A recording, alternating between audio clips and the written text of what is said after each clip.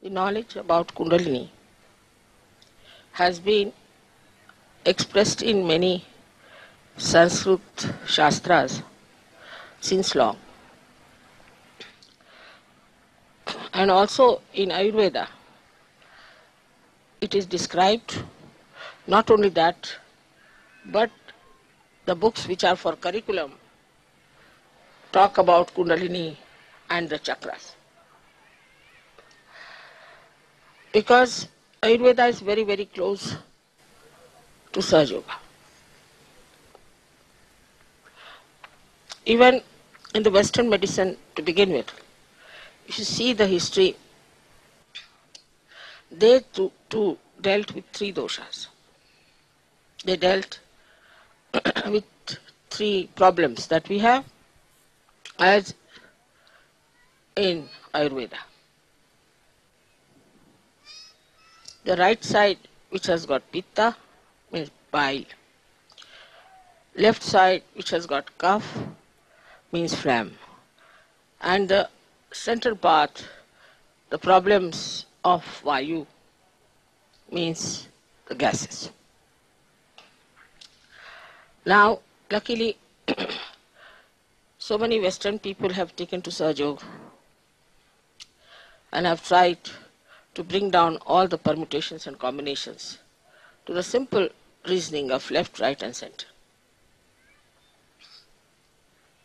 But the knowledge of Sahaja Yoga is absolutely basics. Even Ayurveda is one step away from reality, or we should say the fundamentals. So you are dealing with the fundamentals of which a human being is built. And if this knowledge was found out long time back in India, should we not accept it? The reason why people went into meditation in those days and found out all these deeper things within ourselves, because they didn't have to fight the nature. You have seen here nature, how beautiful it is. You can spend all your life under a tree. While in the West, even before getting out of the house, you have to take at least 15 to 20 minutes to be prepared to go out. It's quite a struggle. So the nature has been so kind, and that is the reason people took to meditation and found out all these deeper things within themselves. When they found it out, it was all written in Sanskrit language. I have such a big thick book on this, which has described all the Shakti, Pithas and all the Shri Chakras, Brahma Chakra, Lalita Chakras and all that. But this was just written down. Hardly any person got realization. But in any other language, like Marathi or Hindi, which was spoken and written by common people, nothing was done. Nobody knew about it. Only a few people who read about it, especially the Shaivas, they went into the research and they went into the work. But very few people really got realization. Very, very few. Then in the 12th century, only the Nath Panthis, who were experts of Sanskrit, were following it rigidly, that one master should have one disciple, not more than that. This was their tradition.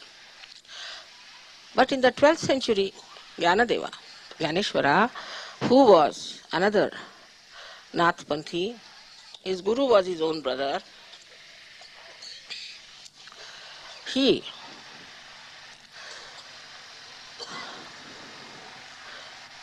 asked the permission from his brother that please allow me to say all these things openly. at least to say, in Marathi language. Because the common people don't know anything about this knowledge. So he allowed him, and he wrote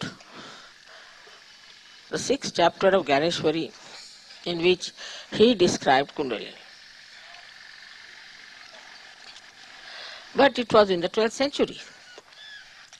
After that, many saints talked about it. Where we went yesterday to Satara, that's the place where Shri Ramadasa lived. He said that Kundalini, somebody asked how much time does it take to raise the Kundalini. He said that kshana means that moment. But the person who wants to take it should be deserving, and the one who wants to give should be capable. It's a big condition. This is such a big if, capital if, I tell you. As a result, very, very few people got their realization. And those who were born as realized soul found it impossible to talk to people. Ganeshwara, such an enlightened soul himself, wrote one beautiful book called Amrutanubhava, which I will try to translate, which is very joy-giving. To me, at least, it's very great joy-giving. He went so deep into the understanding of this joy. I wish English language would provide me that subtlety to translate that book. That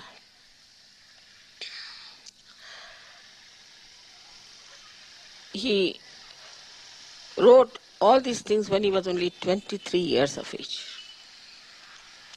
And at the age of 23 years, he got so fed up that he took a living samadhi. That is, he entered into a cave and killed himself. They all tortured him very much. Nowadays, this Andhashraddha, stupid thing, has not tortured us much. But all these saints in this country or any country have been very much tortured. And there was no police protection. There was no one to publish about what these people are up to.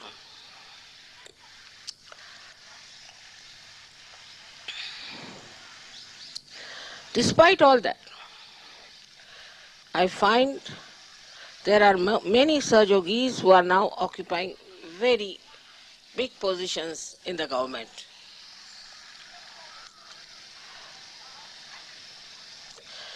And a day may come when everything will explode. The biggest problem of our country is something you cannot understand, because you don't have this problem. The amount of corruption we have from A to Z for everything, that you cannot understand. I mean, I've never known any country where they have to such an extent.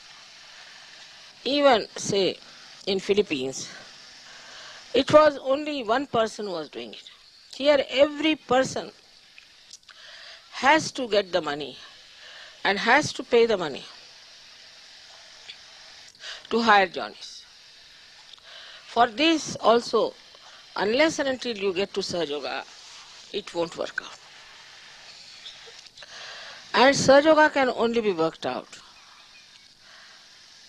if people understand that it is their heritage and that they have the capacity to understand Sahaja Yoga and capability to spread it. In North India it is much better, though the vibrations in Maharashtra are much better. It's something funny. Vibrations in Maharashtra is very good. The people in the North India are very good Sahajogis, and there are many, many, many in number. We can't say even in Bombay we get about 12,000 people for my programs. But still, the way it is spreading in the North India is very surprising. Also, it is spreading. This is Satara, because it was blessed by Ramdasa, this district. I think everywhere there is a flower, there has to be thorns. And this district has got some really very bad culprits. Ahmednagar is much better. Aurangabad, we are doing much better. It will work out in Aurangabad much better. And then if you go to the other side, Berar, from where I come, it's going to work out very fast. Things are moving very fast there. I was amazed. So many people have told me that in Amravati so many are Sajogis, in Akola so many are there. And I was surprised. I have never been.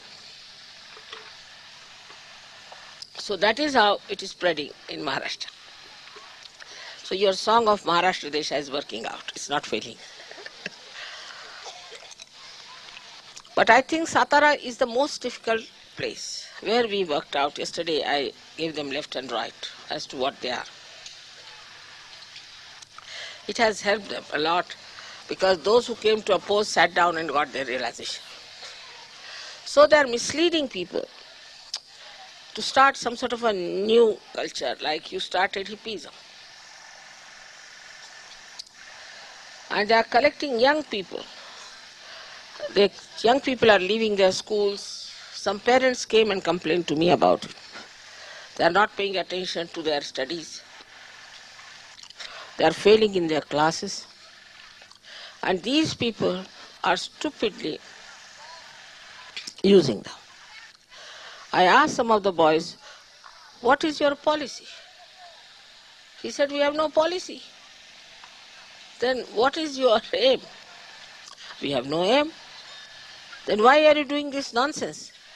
They said, because whatever the elders tell us, we do it. I said, have you no personality, nothing? This exactly happened when this hippie movement started. Some so-called intellectuals started this horrible hippie movement in the West. And when they found they cannot do anything about it, they found it's going to fail. So many children lost their education. So many children I know became pregnant girls and boys started squatting. All that took them to the extreme that they became violent. But unless and until there is a change within yourself, how can you change anything outside? You cannot. And the first 7 people I fought were all hippies. Very different. They called themselves hippies, but they used to hog like a pig. They wanted all the comforts, everything free, extremely dominating and quarrelsome people. But the foundation was laid on them. It's very surprising. But I had to work on them for at least 4 years regularly. ते लोक आले त्यांना बोलून घ्या तिकडनं कोण आहेत ते. लक्ष ठेवा जरा इकडे बोलवा असे.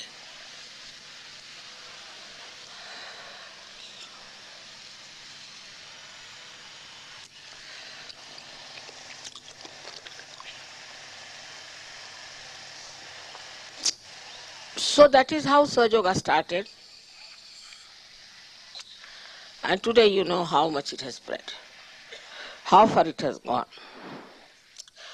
Only in Maharashtra this problem is there of so-called intellectuals. They call themselves, but they have no intelligence. I talked to one man, I got fed up. He didn't know anything about spirituality, didn't know anything about medicine, he didn't know anything about science. I said, now what do you know? It was impossible. So such people who are jobless, we call them Rikam Tekade, they have no work. They are starting all such things and we should not be upset with them. They are trying to create problems and they are getting money from some sources. They are afraid. I think the politicians are afraid, perhaps, that Sahaja Yoga may turn their tables down. Because we believe in honesty. And maybe a day may come when these honest people might harm them, perhaps, I do not know why. This may be one of the reasons these people are frightened of us. Or whatever it is, we have to understand that for doing any great work, one has to sacrifice. Of course, you are not going to be crucified like Christ, no. Nor you have to sacrifice as my parents sacrificed for the independence of this country. Nor you are going to be tortured. But little inconveniences you may have.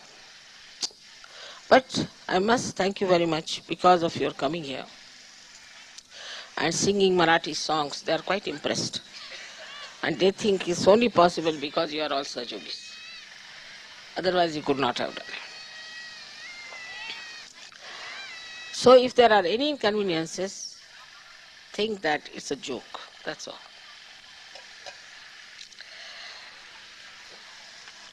Today I was thinking we should do the puja of Shri Chakra and Lalita Chakra, which we have never done. This is the right place to do these two chakras today.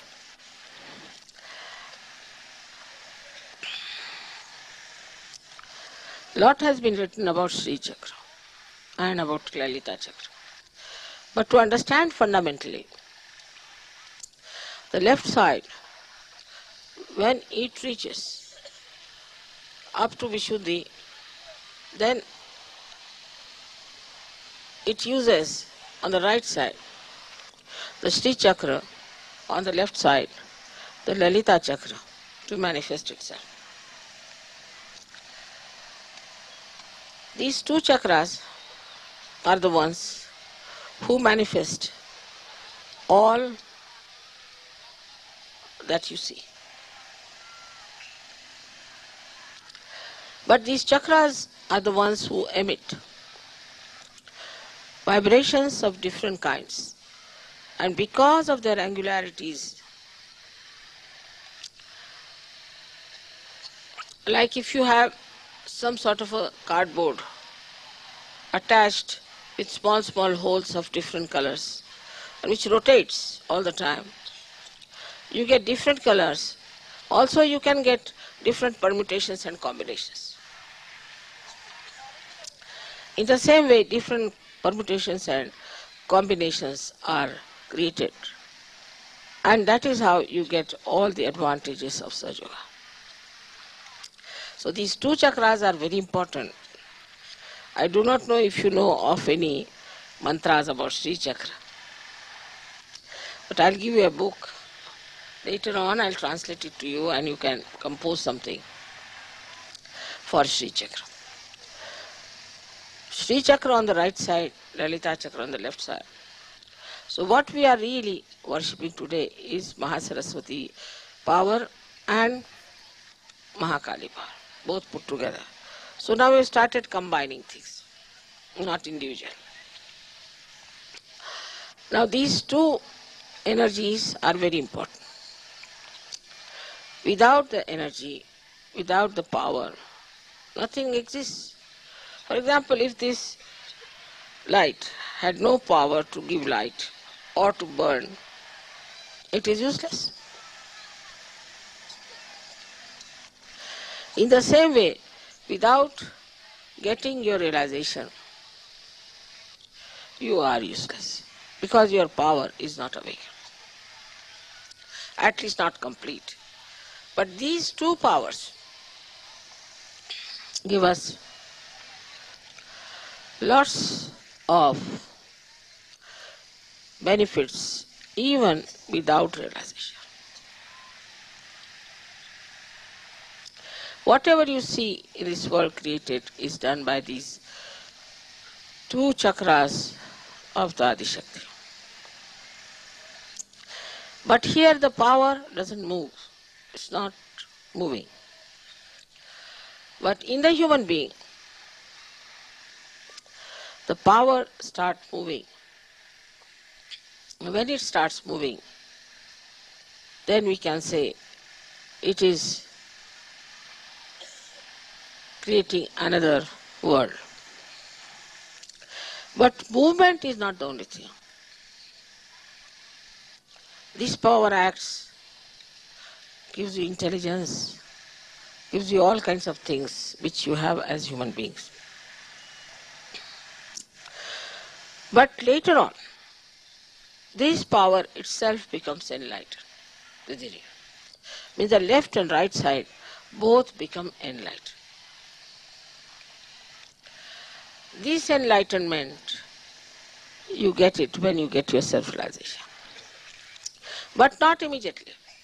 Not immediately. This one should understand. For example, if you have pain or if your chakra is catchy, you have to use your hands. You cannot say that the energy is flowing within me, so it's all right, I can manage. It's not like that. You have to use your hands to impart that power to yourself or to others. If you have pain in the stomach, then you can say that if there's energy in my stomach, why should I have pain in the stomach? But the play of these chakras have to come. And that is why you have to use your power of your hands. If you cannot use your hands, then you cannot impart this energy. Many people have asked me that, Mother, when will it move horizontal? It will move horizontal, no doubt. It does. But even that horizontal movement is to be guided by these two very important chakras. So you must understand the importance of these two chakras within yourself. That's why I have told many a times, don't move your head too many times. And this way many people talk, it's style of talking, no, this, that. Very common with French especially. That's another way you are not respecting your chakras. Shouldn't move your shoulders too much. Mostly they talk like this, is anti-chakras. Anti-chakras. Should keep your shoulders straight. When you are singing, you can move your whole upper part, is all right, but not your shoulders. This is the thing one has to understand, that these two centers are to be looked at. You can move your neck, your body when you are singing. It's important. That helps. But not your shoulders. Shoulders are to be kept intact. But while saying just yes, you need not go on yes, yes, yes, yes. It's very, very simple thing. But it can have a very bad effect. And those who move their shoulders too much do not feel vibrations much, because the chakras are not all right. It's a very simple thing to be understood, that they are the most important chakras we have. And whatever is to be used out of this Parama Chaitanya, they have to be used by these two centers. Even supposing some chakra is catching on your spinal cord, you have to use your hands. Somebody can say, I can just put my attention. Doesn't work out that good. Because yet your attention has not reached that stage where these chakras, like Lalita Chakra and Shri Chakra, obey your attention. They do not. So you have to work out with your hands, be careful, don't move your shoulders too much. And if you see now Indians when they sing bhajans, they'll move the whole body. They'll do like this, but never their shoulders. The shoulders will move in the same way as the Neck is moving. They might move their neck also, but they'll never move their shoulders like this, and is regarded as inauspicious according to Indian standards. Because of this culture, based on what the saints have told, and also about many seers have told, it is more related to spiritual life than to materialistic life. Now the materialistic life, unless and until there is the foundation of the spiritual life, takes you to a very partial development, you can say. But to get a full development, you must have your foundation on spirituality. That's why spirituality, being the foundation, has to be deep, has to be fully equipped, has to be absolutely perfect. Then the whole building can be built. What's gone wrong in the West doesn't matter. Now you can build it up. And then you'll be surprised how you become really solid people. This is a very short talk about Shri Chakra. I think I should sit down and write all about it, and it will be a nice, handy thing for you to read. But you must know that beyond thought when you go, these chakras become extremely efficient because the thought puts a pressure on them. And because of the pressure, the movement of these chakras is very slow and ineffective. But once you can get out of your thoughts and go into thoughtless awareness, then these chakras start working it out and you start moving much deeper into your own being.